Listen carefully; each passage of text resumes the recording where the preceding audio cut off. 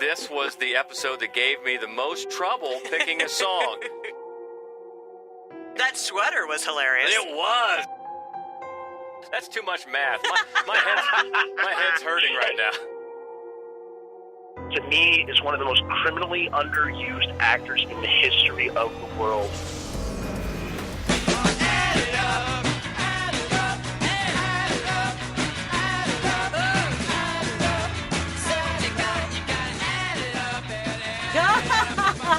Nice. I don't think we've done violent like it. films before, have we? I gotta be honest. God bless you. I gotta be honest. This was the episode that gave me the most trouble picking a song. Can I just do a little confession? My first one that I was going to use, Dan Fogelberg's "Part of the Plan." Oh, no. Nice. No. Nice. Come on, Trying to little think of what you did. Fogelberg.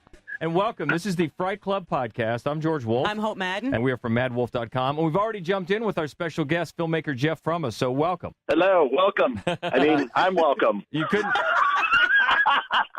We're going to have a lot of fun this week talking about anthologies. It's pretty much by popular demand. And what's very cool is we have totally different lists. So we're going to talk about a lot of good anthologies. Maybe you know some, maybe you don't. But I'm feeling extra good for picking that song because I know that you would like it. So right off, we want to say thank you. Last time we did Best Middle Eastern Horror, and we really got a great response to that, didn't we? A great episode. Thank Great you. episode. Thank you. Yeah, it was. So we followed up the Greasy Strangler live event, and that was the biggest turnout we've ever had at the Gateway Film Center. So not quite as many people came out to see the Middle Eastern, which we showed, Big Bad Wolves, but I kind of had a sense that this would do well for us on Twitter, and it did. And I think it's because not that many people have covered it, because as we mentioned in the podcast, it's a fairly new genre in the Middle East for a lot of different reasons. So we were excited to cover that.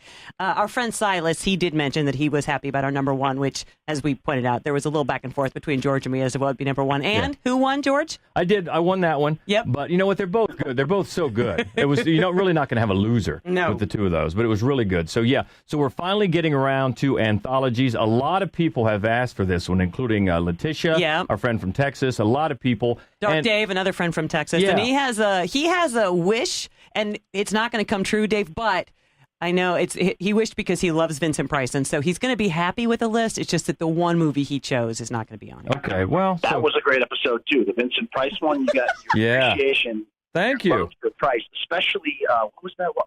Theater of Blood. I love.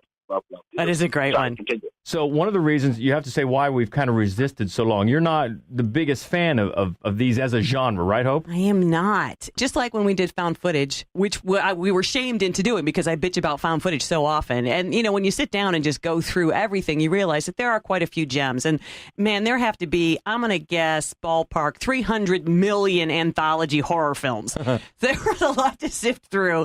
But I did. I mean, once you put it together, you realize that there are an awful lot that are pretty great. So I'm happy that we did do this finally. Well, we've got on it. We're excited to do it, and we're excited to have our guest, Jeff, who we just met at the Nightmares Film Festival. You were in as a filmmaker, very talented filmmaker. You brought your movie Romeo's Distress, which we were so glad to see and so glad to meet and talk to you. So I got to ask you about your feelings about anthologies as a genre. Is that an area that you're really a fan? It's just one of my favorite parts, I guess, of the horror genre is anthologies, because it's like you get, anywhere from 3 to 5 little mini movies and a wraparound, and it just is so evocative of DC Comics and Tales from the Crypt, the HBO show, which is like pretty much my all-time favorite show.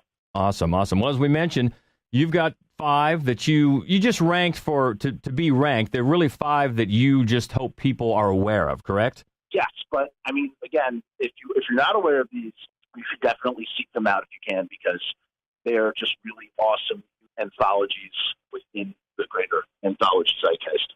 Okay, well, like we said, we've got 5 different from your 5. So let's jump right in. And number 5 on your list of anthologies is what? Little-known anthology called Strange Frequency, which started off, actually, it's a pilot for what was to be it's basically like the musical rock version VH1 Twilight Zone. And it was on VH1 years and years ago, I think like 2001, 2002. And all the stories are music-centric. So, like, one of the stories is about serial killer hitchhikers. And, there's the grandpa who's really into swing. And then there's Eric Roberts who's really into, like, the 60s. Then there's Christopher, I forget his last name. He's the eldest brother, Francis, on Malcolm in the Middle, and he's really into like grunge, and it's like serial killers trying to relate to different generations of other serial killers, I guess. Well, I know. So that's just an example. I know Hope likes this one just for one reason, if not any others, because John Taylor from Duran Duran is in this. Yes, he is. Yes, he is. Oh. And actually, so as a general rule, we don't include made-for-TV movies in this countdown, but because you are a guest and also because I get the chance to talk about John Taylor, we let this one slide. Right. He was in the, what's it called? Room Service. Yeah, Room Service, where the room keeps, that's great. It's like they told the story about how the room keeps getting put back together because rock stars are known for trashing hotel rooms, you know? Yeah, we let it go. She let it go. You know the one actually I think I like the best in that it's called Disco Inferno, and it's got Danny Masterson from That 70s Show. Yeah, that's the one that that Jeff was talking about, right? Oh, no. No, Chris Masterson, his brother. His brother is in The Hitchhiker one with Eric Roberts. You're right. All right, wow, my bad. Yes. My bad. The brothers were in it. Yeah. They're the heavy metal rockers, and their version of hell is to be in a disco forever. So what a great concept! It was pretty funny. That is good. All right, Strange Frequency from 2001. That is Jeff's number 5, and we're going to go to 1982, an anthology which tells 5 terrifying tales based on the EC horror comics of the 1950s. Creep Show. From the author of Carrie, The Shining, and Cujo. And the creator of Night of the Living Dead and Dawn of the Dead. You'll scream at ghastly ghouls. Cringe at weird kids. And shiver at the doings of evil doctors. Creep Show. The most fun you'll ever have being scared. I actually think that we're going to get shit for having this ranked so low, but I think maybe when we get into the rest of the list that people will... I thought it was your number 1. Well, the truth is, I'm not a huge, giant fan of this movie, but partly because the tone that it has is very effective for what it's trying to do. It's just I'm not the audience. So what it does a great job of is creating this very juvenile tone that matches the concept that it's going after, which is comic books, juvenile comic books. And a couple of the shorts in it I think are magnificent. And a couple of the shorts I'm actually not really very fond of. The Lonesome Death of Geordie Verrell. I'm looking at you, Stephen King.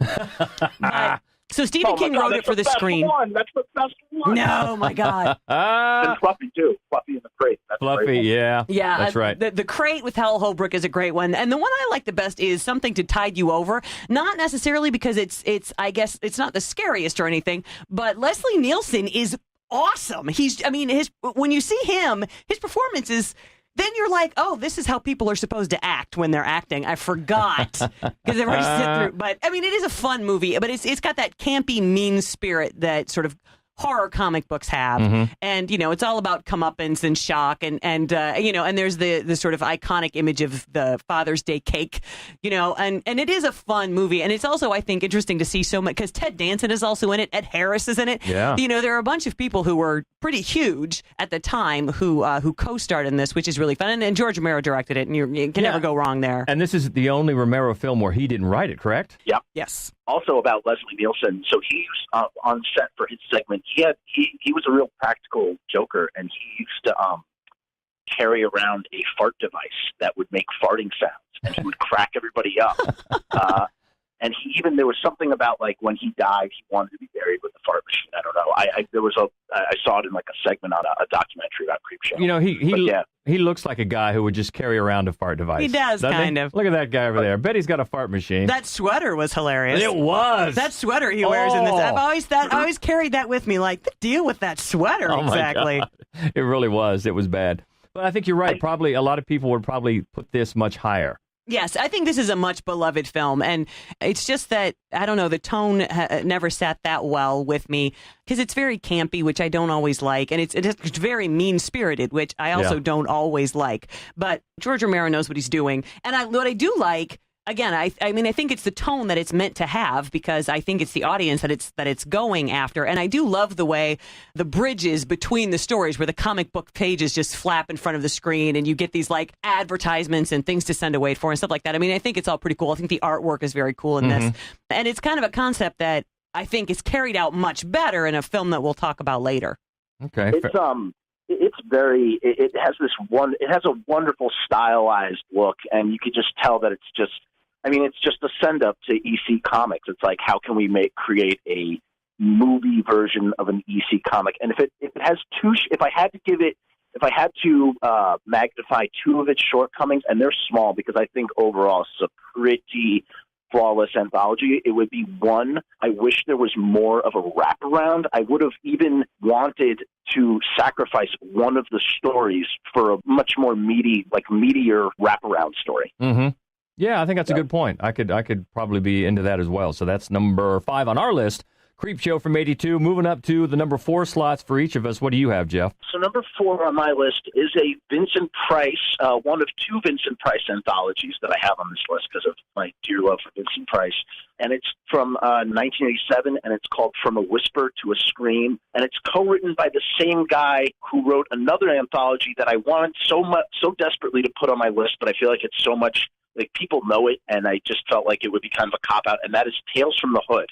So Tales from the Hood was also written by the same guy, and it's just got 4 really solid tales, one of which has Clu Gallagher from Return of the Living Dead is in it, along with his wife, and it's just batshit insanity. There's necrophilia that winds up in undead pregnancy, and it's really grotesque in certain areas, but I just think the stories are really unique, and they all take place in different time periods. There's one about voodoo immortality, and another one about a glass-eating carny that's really great, and the last one is kind of like Children of the Corn meets the Civil War, because it takes place in 1865, and it's a bunch of kids in a town that's been ravaged by the war, and they sort of run things, and this general has to deal with these kids.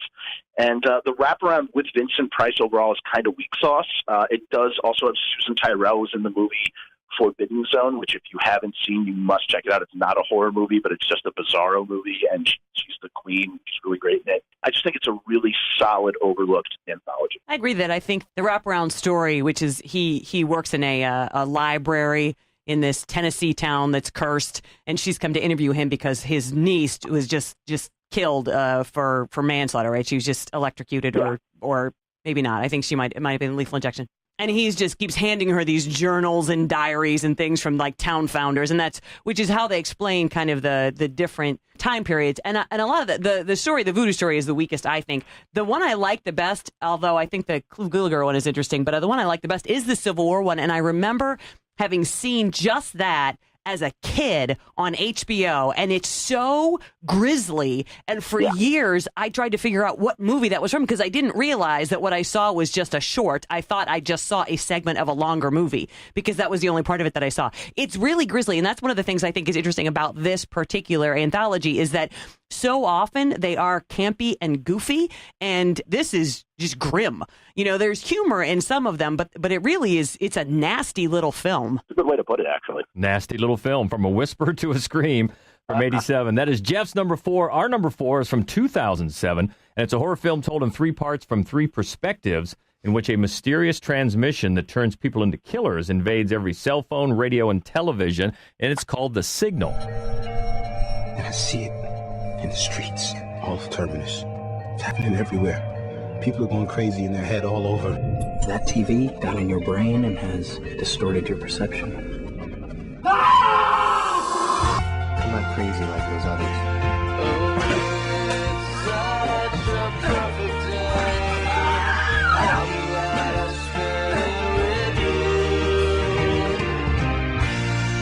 No, man, you're much worse off. Why can't you just keep your mouth shut and watch TV? This is one I could swear we have talked about before, but I couldn't find any evidence of it when I was going back and trying to find the trailer. But because it dealt with radio, we might have talked about it in the DJ episode. I don't think so, but maybe. Anyway, we're talking about it now. We are talking about it now. So what do you think? So, and it's funny, we have every once in a while, we have Jason Tostovan on here, and I remember having a conversation with him on air one time about my issue with anthologies, and he told me that I only like anthologies when all of the stories hang together really solidly, that I don't just like a series of shorts. And that might be why I like this one so well, because it's 3 different short films, and they're really, especially the one wedged in the middle, they take a very different tone and approach, and they tell interesting stories, but they are basically, they all happen in one night, and they have more or less the same cast, and it's interesting to me. And it's also, the core story is about this mysterious transmission that makes everybody crazy. So it's got kind of that the crazies feel about it, is that you spent, and actually this is a quote from there, do they have the crazy? Yeah, like, you're never sure. Do they have the crazy? And the one in the middle is my favorite one. And A.J. Bowen, who's in tons and tons of horror movies, he's in You're Next. He's the Weasley, professor boyfriend in You're Next. He's in a lot of stuff. And this one, he plays an exterminator, and his wife is having an affair. And he gets the crazy, and he ends up at this birthday party. And it's just batshit, the entire episode, and I absolutely love it. And then they go back to the core story, which is of his wife and her boyfriend. And it gets a little bit more melancholy, a little bit more sci-fi in the 3rd episode. Although I like it, and I like the resolution, and I like all of the performances, but mostly I love A.J. Bowen in this movie. You mentioned Jason, and I just want to take a quick moment, considering that we met at the Nightmares Film Festival, and just wanted to say that I had such a good time at the Nightmares Film Festival. It was my best festival experience that I've had yet, and Jason and Chris and Bridget and their whole staff, they're just awesome. And what they're doing out there, and what you guys have, the coolest horror scene in Columbus right now, and it's so awesome that you have this place, the Gateway Film Center. I just think it's great, and if you're in the area, you should definitely go check that out. And if you're looking for festivals to attend, you should definitely check out the Nightmares Film Festival. Yeah, I appreciate that, because sometimes on this podcast I thought, are we pushing that too heavy? We talk about it all the time, but you're so right. No. It's so great. I'm glad to hear you say that. Dude, it's a scene, and we don't have that, we don't really have that, or at least I guess there is some stuff, but it's like I really saw this really awesome horror family out there, and and the fact that it's called better horror, I think that's so awesome. I think it's just like, how can we do this but better, in the way of just trying to elevate everything? And I love that Jason and Chris and Bridget and everybody can spearhead that. And I'll definitely be back at the Nightmares Film Festival. And I think it's great that you keep bringing it up, because it puts it on people's radars, and more people should know that, I love Horror Hound and all that stuff too, but there's other stuff out there, and there's other stuff that's exploding and growing, and one of those things is the Nightmares Film Festival in Columbus, Ohio. Awesome, so I just wanted to say that. Yeah, well, thank you so much. Yeah, definitely put it on the calendar, everybody, for next October, the 2018 version of Nightmares Film Festival, #Better Horror. All right, so let's get back to anthologies, and we're up to number 3 on Jeff's list. What are you looking at? Okay, number 3 for me is Dead Time Stories from 1986. I recently watched this one on Shudder. I had been seeing this. I mean, this is a staple of the VHS horror section in your local video store for years and years and years. It always, at least I would always pass by it and see it, and I just never rented it. And finally, it was on Shudder, and I was like, I'm going to stream this. I've always wanted to see this, and I was just blown away. I mean, it's very close to being a perfect anthology. The stories themselves are not perfect, but just that weird, there's that weird monster creature that pops out at the end, and the fact that I was looking for the songs, because I'm obsessed with I'm obsessed with anthologies. I'm particularly obsessed with anthologies that have like original music or music in them in general. And I was looking for these songs. I was shocked to learn that these 4 original songs were written by the director himself. So he put his own original songs in the movie, and yeah, it's just another example of just batshit, 80s wackiness. Yeah, it's funny. In particular, the Goldilocks segment, right? To me, feels like a Dr. Demento video from the 80s, right? I kept wanting to hear fish heads. It's just nuts. And then, what's funny, what's hilarious to me about it is Melissa Leo, Oscar winner Melissa Leo, is in that one, the Goldilocks segment. She plays the mama bear, which is hilarious to me. I'm not going to agree in any measure with your assessment of this movie, to be completely honest. That's okay. But it is fun to watch. I like the 3rd one with Goldilocks and the 3 bears, which is there are no bears in it. It's a really sort of wacky send-up. The 3 family members are like the bears. But yes. I respect your opinion in that sense. But I would say that the word I'm looking for is that they're fun. It's not this is not some flawless anthology for sure. But it's like you want to just pop in something fun, and you could tell that the filmmaker, he definitely, or at least I could tell that he had a lot of passion and love and put a lot of care into this weird little movie. And I would actually pair it, if I had to pair this film with another film, I don't know why, but I would pair it with 1984, The Company of the Wolves by Neil Jordan. Oh, yeah. Oh, yeah, because it's all I don't know fractured why. fairy tales, all of it, yeah. Yeah, it would just go so well together. I don't know why, but yeah. Awesome. Okay, so Dead Time Stories from 86. Number 3 for Jeff. Number 3 on our list is might be my favorite on our list. I like this one so much, from 2007. It's several scary black and white animated segments in different styles, appealing to our fears of the dark. When you are afraid, it is difficult to breathe, but it is easy to panic.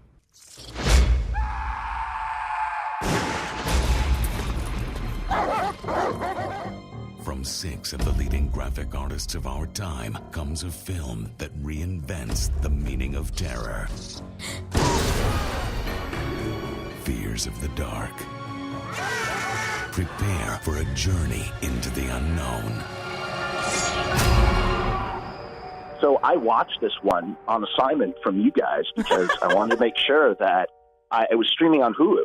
So if you want to watch it, it's out there. It's streaming on Hulu. Perfect. And I was like, all right, I'm going to check this out because, like I said, I like to leave no anthology stone unturned. I've even seen the dreaded, horrible Creepshow 3 and the other Dead Time Stories that George Romero, for some weird reason, put his name on. But those are horrible. I would not recommend watching those. And Fears of the Dark was interesting. I love black and white, especially in animation.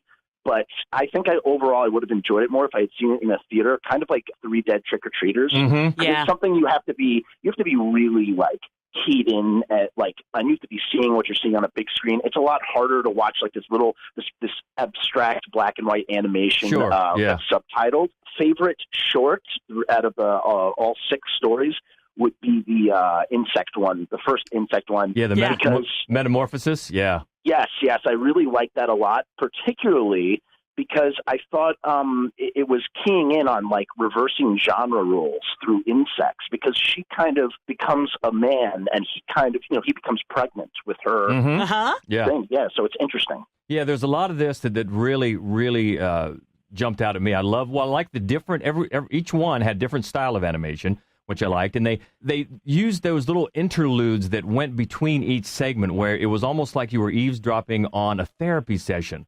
They were talking about different fears, and then you'd have that soothing music, and it just kind of went from one to the other. And each segment dealt with different anxieties. You had, sexual insecurities. You had social anxieties. You had just the good old-fashioned fear of the dark and haunted houses, and I really loved how the dogs. The dogs. The dogs are my favorite. I thought the dogs are so scary. Yeah, I loved how this whole thing hung together, and I'm with you on seeing it on a big screen for sure, but I guess if the only place you can see it is on a small screen, I'd still recommend it. Maybe we should add it to the live events coming up or something, because it is really, really gorgeous. It is a beautiful, beautiful movie, and it's not scary, in like a traditional sort of boo sense. It's just unsettling, I think, all the way through. But then periodically, it's like with the dogs, they do have some that there's no question about. It's just an outright horror show we're looking at right now. So I think they balance things out really well between the changing animation style and then the different tone that each one takes. I just thought it was lovely. Yeah, agreed. That's our number 3, Fears of the Dark. Moving up to number 2, we're getting toward the top here. Jeff, what do you got for number 2? Okay, number 2 is very special to me. Probably have the most to say about the next 2, my number 2 and my number 1. Number 2 for me is Monster Club from 1980, starring Vincent Price and John Carradine. Donald Pleasance is in one of the stories. And this is probably the most unique anthology out there. It was made at the tail end of the Amicus cycle. Amicus, kind of like an offshoot of Hammer, was this British horror studio, and they put out movies that neither one of us mentioned. Tales from the Crypt, the original from 1972, that original movie, and Vault of Horror, and The House That Dripped Blood, and Dr. Terror's Train of Terrors, Torture Garden, Asylum, From an Open Grave. Yeah, Asylum. Asylum is one of the most iconic ones. They have Christopher Lee and Peter Cushing are in those. But they're absent from this last one. And what makes it so special, the stories all are throwaway stories. They're not that great. They're kind of unique, but they're really nothing special. What I keep coming back, and I must have seen this at least 50 times, what brings me back every year on Halloween is the wraparound, which is basically Vincent Price is a vampire, and he sucks the blood of this author, John Carradine, and he goes, oh, come down to my monster club. And these crazy bands perform. And so there's 4... So once again, it brings in the music. So there's 4 bands, 4 different weird new wave punk bands that play in between the stories. And Vincent Price explains like the genealogy of monsterdom to John Carradine as he tells him different stories. And the songs are weird, and you can YouTube them to hear some of the songs, and you should definitely check it out. The soundtrack is great. You got UB40 doing some weird reggae stuff. You got the Pretty Things, who are like contemporaries of the Rolling Stones on there, doing the title song, The Monster Club. And there's just something very, very special about it. The Blu-ray is hard to get right now. I believe it's very soon to be out of print. So if you're lucky enough to snag a copy on Amazon for $21, do it, because pretty soon those Blu-rays are going to be worth $50, $100, just the way it was when the DVD went out of print. This is when Roy Ward Baker directed this, he's a longtime Hammer guy. You know, he directed a ton of Hammer stuff. He did Asylum, actually, and Vault of Horror, come to think of it. I did not know that. You know, I'm with you that the charm in this film is every single second, and Vincent Price and John Carradine are on screen together. And then the other thing, and I am a sucker for those wasn't new wave punk so super cool in the 80s, because it totally wasn't, except for like 9 of us who were thirsting for it, and then we'd have to go see a bad horror movie, and there it would be. And so I'm with you that the actual shorts I could probably live without, but I want to go to this club with Vincent Price in the worst way. Hell yes. Hell yes. All right, Jeff's number 2, The Monster Club from 81. Our number 2 from 2004, one that we've talked about one of these segments before, I know. But the complete movie, an Asian cross-cultural trilogy of horror films from accomplished indie directors, it's 3 Extremes. From the minds of 3 cinematic masters,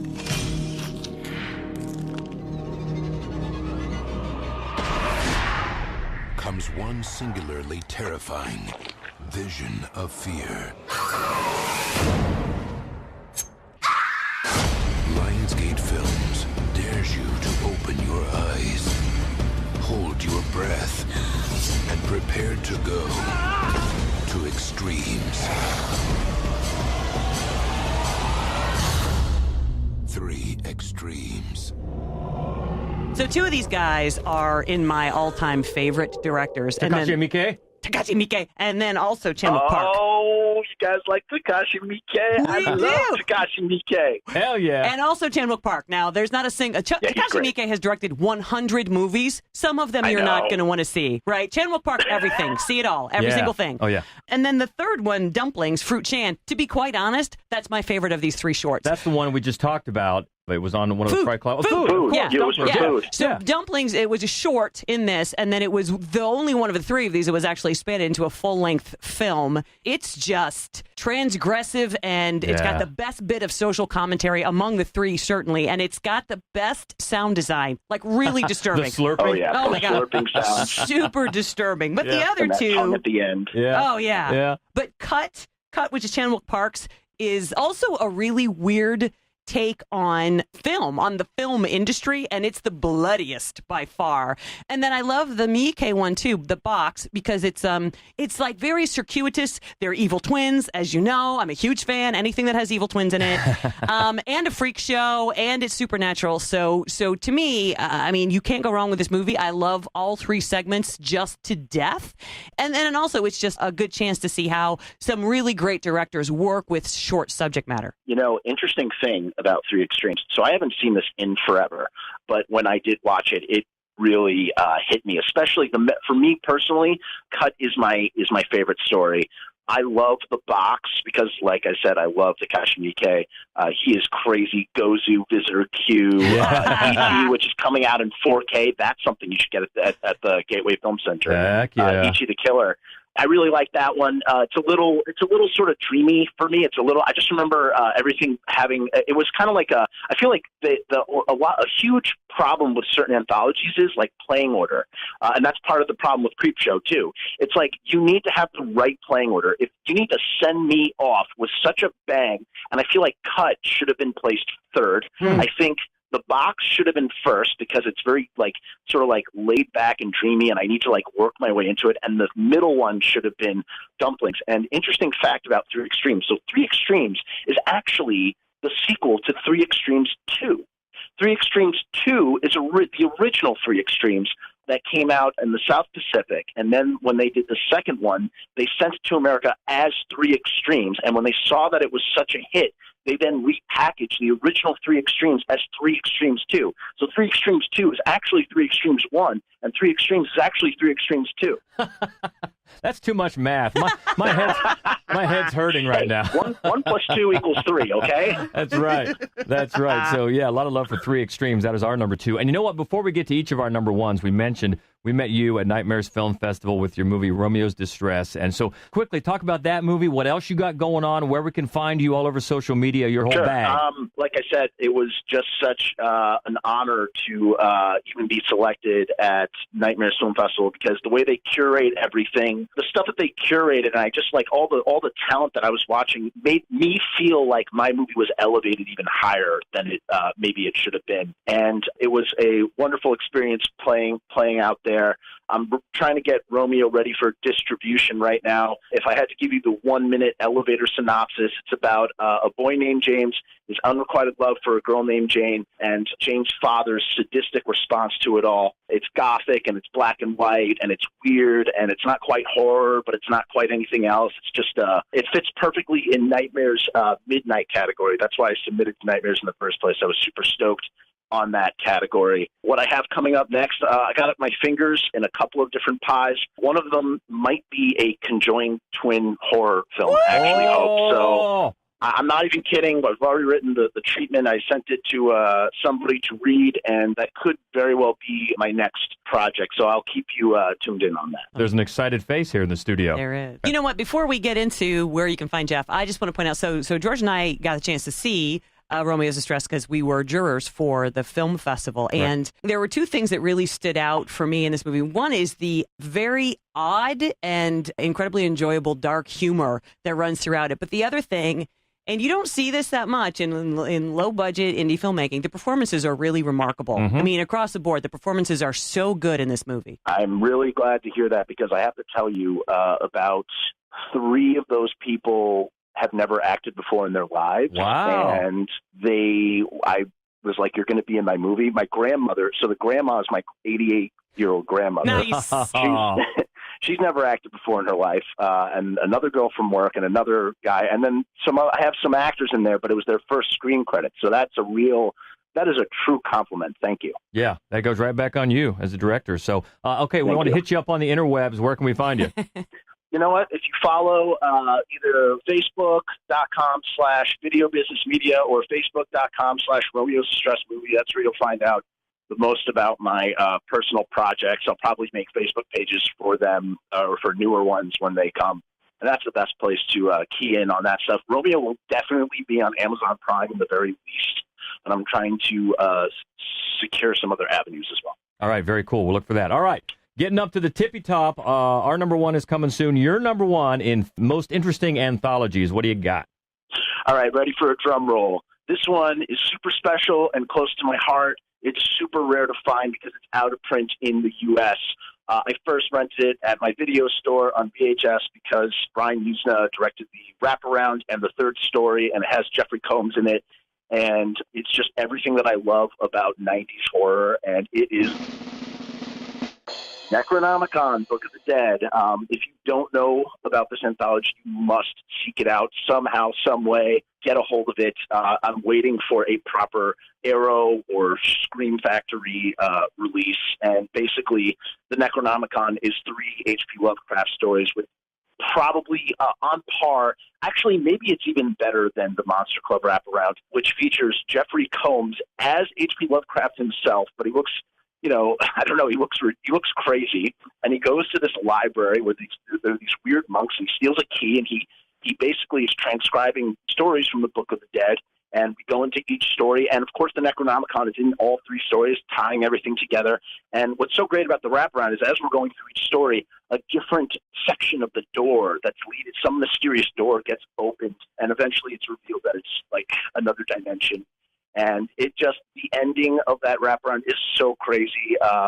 Basically, Jeffrey Combs becomes Bruce Campbell in the form of H.P. Lovecraft, but also as Indiana Jones, and he's got this cane with a knife in it, and he's fighting Cthulhu monsters.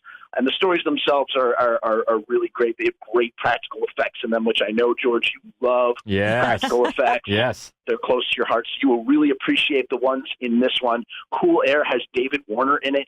He's one of my favorite character actors. He was actually in some Amicus anthology in the 70s. The other story is Whisper in the Dark, which has the great Don Calfa, who, to me, is one of the most criminally underused actors in the history of the world. His performance as Ernie in Return of the Living Dead, I mean, all of those performances are incredible, but his performance in that film is magnetic. And I've watched Return of the Living Dead 200 times, and I can literally just key everybody out just to watch his performance or James Cameron's performance. And so he's really great in that third story. And the first one is just, it's just a weird Cthulhu story. And so, yeah, it is just spectacular. And I'm glad I own it on VHS. And like I said, I hope one day it gets a proper release. I do. I want to agree with you on this. And I'm not the biggest Lovecraft fan, and I don't always like the way he translates to film in particular. But weirdly enough, having it in short bursts worked better for me than the full length. And of course, I love Jeffrey Combs and everything he does. Mm-hmm. And it was fun to see Brian Usna actually in the movie. That's always fun. Yes, at the and very Stuart end. Gordon is in the movie as well. Yeah, definitely. All right, that's your number one. Moving up to our number one. This is the second time it's been number one on a list here in the last month? Yeah. But I understand why, and it's from 2007, 5 interwoven stories that occur on the same block on Halloween night, Trick or Treat. During the spookiest time of the year, there are a few guidelines all ghosts and goblins should follow. Always stay on sidewalks. Never go to a stranger's house. And never go out alone. This is the one night that all sorts of things roam free. Look at me. It's not a trick. It's real. So, again, this is not entirely because Michael Dougherty is from Columbus. Not entirely. Not entirely. It's not like I'm totally biased about that. But we do have to, take credit for something, some kind of inspiration there. But I love a lot of things about this. One of the things is just how incredibly well all of the stories weave together. Yes. Another thing is just how great the performances are. And it looks fantastic. That's the biggest thing. Oh, my God, this movie is gorgeous. It's absolutely gorgeous. And I think it pulls off the graphic novel approach better. I mean, a lot of the anthology horrors, and because a lot of them are based on graphic novels or comics, and so a lot of them already have that sort of a look, but not nearly as gloriously brought to life as this. Plus, Sam is a great little character. Yeah, it's a very memorable out of this movie. And I think there are a lot of memorable things about this movie. I'm with you. I love how it's interwoven. You see characters in the background of one segment that are going to pop up in other segments. Right. Well directed, looks great. Yeah, I'm a big fan of this one too.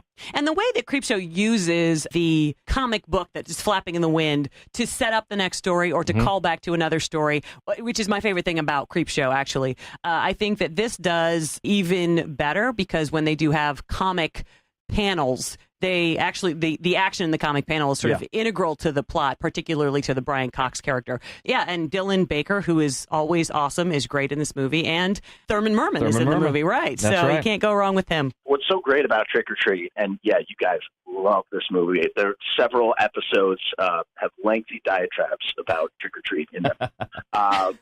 What I really love about Trick or Treat is that, in a way, it's kind of like the Halloween version of Pulp Fiction. You know what I mean? Oh, I like that. I like that. Kind of, it plays with narrative, in a non-linear way, just like Pulp Fiction does. Right. And you were right. It really does. It looks gorgeous, but what more than anything else, it really personifies, both in a contemporary way and a nostalgic way, everything that one would love about Halloween. It is the perfect love, and even more so to the fact that I'll be honest with you, there are two of the storylines. I kind of could take it or leave it. I'm not a particularly big fan of the Sam storyline or the dead trick-or-treaters that go off the school bus. I mean, they're fun. They are not my favorites. And I'm kind of wish that, because, again, the narrative is very interchangeable. I almost wish that they would have put those at the beginning and saved my favorite segment of all, which I consider this to not only be I think these are some of the best looking werewolves, but it is the best, the single best, hands down werewolf transformation in a film. It's just the way the skin splits. They split their skin and there's the fur underneath. It is, and to the song, that Marilyn Manson song, it is just phenomenal. It really is. It's truly phenomenal. And the only thing I would change about it probably are just like I would just switch around some of the stories, but it is totally great, and it's a total great way to get yourself in the Halloween mood when fall rolls around. Yeah. All right. Well, all those stories add up to great anthologies, and that's 10 good ones to choose from and talk about and hopefully track down. But what do you think? Let us know your thoughts on these anthologies and maybe some that we missed. You can hit us up on Twitter. We are at Maddwolf, MADDWOLF, and on Facebook and Instagram, we're Maddwolf Columbus. Of course, the main website where you can catch all kinds of written reviews and Fright Clubs and our other podcast, our weekly podcast about all movies, all the new releases, is the Screening Room. You can find all that at maddwolf.com. Also, if you have an Android phone, download Podcast Addict or Podcast Bean. You can find Maddwolf on there. That's how I listen to Maddwolf. Nice. It makes for a really great interface, and so I just I scrolled through their titles, and I was like, oh, that one looks good, that one's good. I started downloading episodes. So that's a really great way, and it's in your Google Play store. So check out that way to listen to Maddwolf. Awesome. You're the best, man. I like that. You are the best. You brought it. Really, really great stuff. You've been a fantastic guest. Filmmaker Jeff Frumess from Romeo's Distress and other stuff. Check him out. And we look forward to our next Fright Club Live. We're going to be back at the Gateway Film Center. What do we got on tap? We're going to watch Frailty. Oh, my God. I'm so excited to see this on a big screen. Yeah. Right. Bill Paxton directs, stars with Matthew McConaughey. Such a great movie. And our podcast is going to be Divine Missions. Okay. All right. Good stuff. So until then, I'm George Wolf. I'm Hope Madden. And this is the Fright Club Podcast. Say it, Jeff. Stay frightful, my friends.